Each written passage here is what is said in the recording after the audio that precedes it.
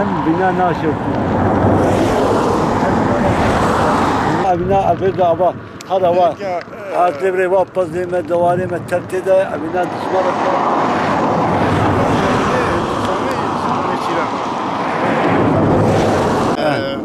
دككة دكك ببكة جمالة تبع عشرة كوسا أو ماكينة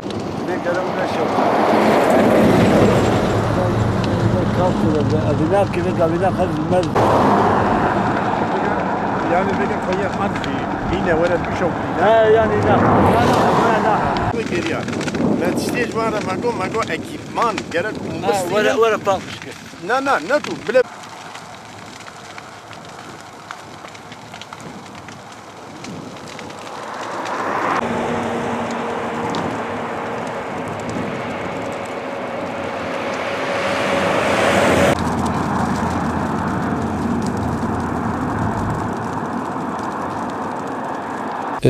Bölgemizde büyük felaketlere sebep olan anız yangınları hakikaten çok büyük zararlar veriyor. Rabbimizin haram kıldığı kul hakkına giren bir meseledir bu anız yangınları.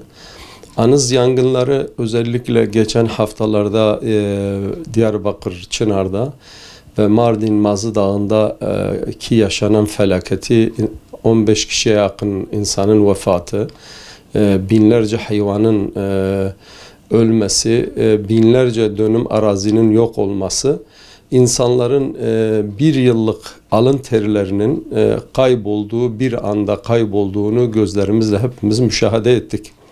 Burada özellikle dini yönden ben birkaç şeye değinmek istiyorum. Bu aniz yangınlarını yakanlar, sebep olanlar veya dikkat etmeyen insanlar bilsinler ki bu kul hakkıdır. Allahu Teala her insanın işlediği günahı affedebilir. Afu ismiyle affedebilir. Fakat kul hakkıyla diyor yanıma gelmeyin. Ben kul hakkını affetmem. O kulun hakkını ancak o kul sizi affederse ben affederim. Helallaşırsa sizinle ben sizi affederim.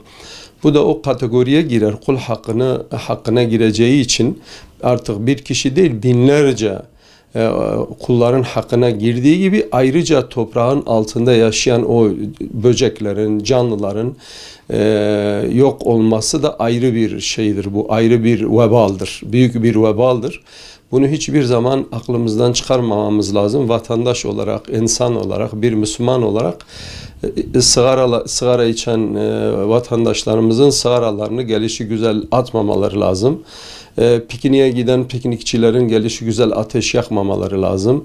Efendime söyleyeyim, ekinler kalkıncaya kadar vatandaşlar olarak, Müslümanlar olarak bu konuya azami derecede gayret göstermemiz lazım. Yoksa daha büyük felaketlere maruz kalırız. Onun da vebali çok büyük olur. Yani vebalini karşılayacak ne gücümüz var, ne takatımız var. Ona çok dikkat etmemiz lazım. Özellikle Batman Ovası hep ekinlerin olduğu, ekinlerin, buğdayların, arpaların ekildiği mevsimdeyiz. Sıcak mevsimdedir. Bu konuda çok hassasiyet göstermemiz lazım.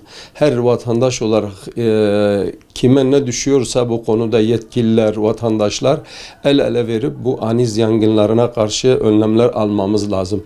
Önlem almadığımız zaman uhrevi olarak bunun vebali çok büyüktür. Hesabını veremeyiz. Dünyevi olarak da düşünün, bir insanın bir yıllık alın terini birkaç dakikada yanıp yok olduğunu, kül olduğunu hepimiz müşahede ettik. Rabbim bizleri bundan muhafaza etsin.